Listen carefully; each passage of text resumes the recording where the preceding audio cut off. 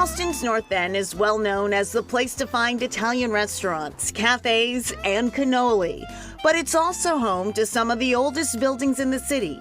As Director of Archaeology for the City of Boston, Joseph Bagley reveals in his book, Boston's Oldest Buildings and Where to Find Them. Nobody had done it. So that was kind of the fundamental goal of the book, was to see what are the oldest buildings in Boston. And through that, I wanted to tell an interesting story about each one.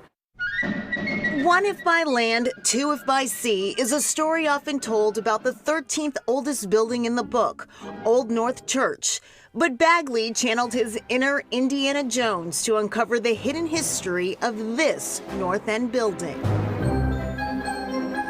I was walking down the street 2 years ago, and that's when I first noticed the belt course on the side of the building. Once I saw that, I realized that this building might be significantly older than I realized. Look here, this row of protruding bricks represents an early floor support system that is a calling card for local buildings from the early 1700s. Another clue. It's just a little bit off angle from the rest of the street. When it was built, it was a standalone house. Further research showed Bagley had discovered the previously undocumented 17th oldest building in Boston. And not just any building. It's one of potentially two spots where Paul Revere may have been born. Many of these structures are associated with the powerful, often white men who own them. But for Bagley, the stories don't end there. Who else was in these buildings that maybe if this book was written 100 years ago wouldn't have even been mentioned? Bagley researched the women, immigrants, and enslaved people living in these structures for the book. Boston definitely is known for its abolitionist history, and it deserves that credit. But as much as it was the first state to ban slavery, it was the first state to make it legal. And it's a story that has been undertold and sometimes never even explored on some of these buildings.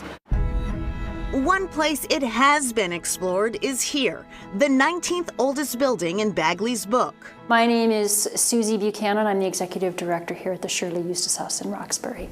William Shirley was the royal governor of Massachusetts from 1741 to 1749, and then again in the 1750s. The house, built as an English-style country mansion in 1747, featured outstanding views of Beacon Hill, when it was still a beacon, and Back Bay, when it was still a bay. We've always known that Governor Shirley had slaves, but we didn't know really sort of the extent of his holdings. But if you have 6 horses, right, you need a lot of people to take care of those horses.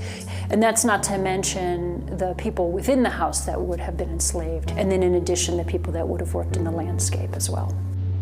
In August 2021, Shirley Eustace Place received Boston City Landmark status. And that includes not only the parcels that we occupy here, but also the parcel across the street at 4244 Shirley Street. This is where the stables, and more importantly, the enslaved workers who ran it, would have been housed.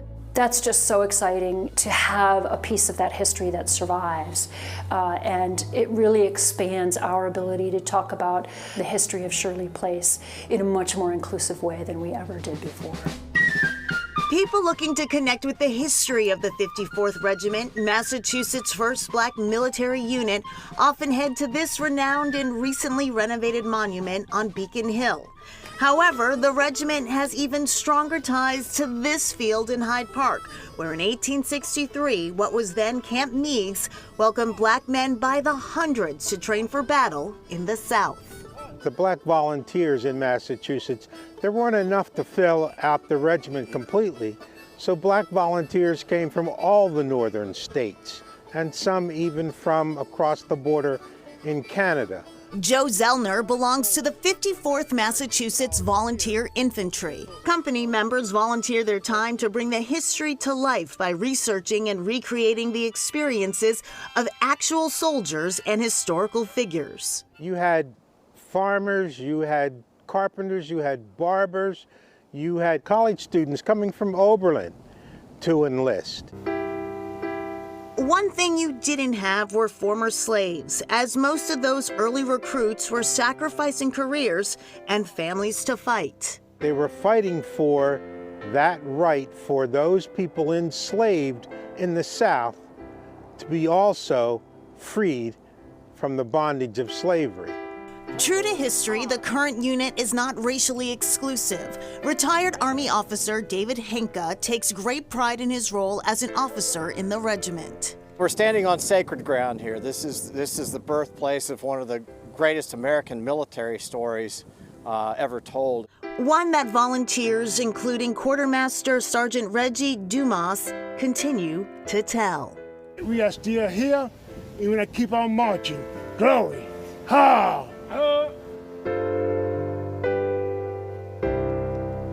And back to the 54th Regiment Memorial on Boston Common. The restoration's done. Rededication is now in the works. Excellent. And if you're interested in visiting the Shirley Eustace House in Roxbury, you can make an appointment. You can give you a private tour. For more information, make sure you check out our website.